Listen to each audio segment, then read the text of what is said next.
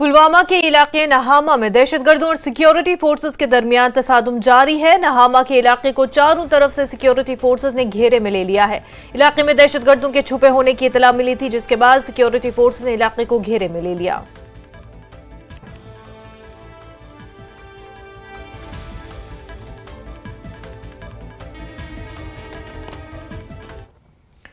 Election commission की जानिब से इंतखाबात के पुरअमन इनकाद और कल होने वाली वोटों की गिनती के हवाले से प्रेस कॉन्फ्रेंस का इनकाद किया। आइए सुनते हैं उन्होंने क्या कहा।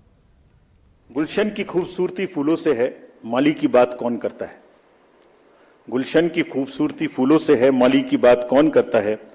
लोकतंत्र में जीत हार जरूरी है, मगर तुम्हारी बात कौन करता है। अभिनंदन हम करते हैं उन सभी का जिन्होंने भीषण गर्मी में, कहीं तूफान में, कहीं पहाड़ पर या किसी नाव में फर्ज अपना निभाया बगैर डिगमगाए, ताकि राष्ट्र का लोकतंत्र रहे मजबूत।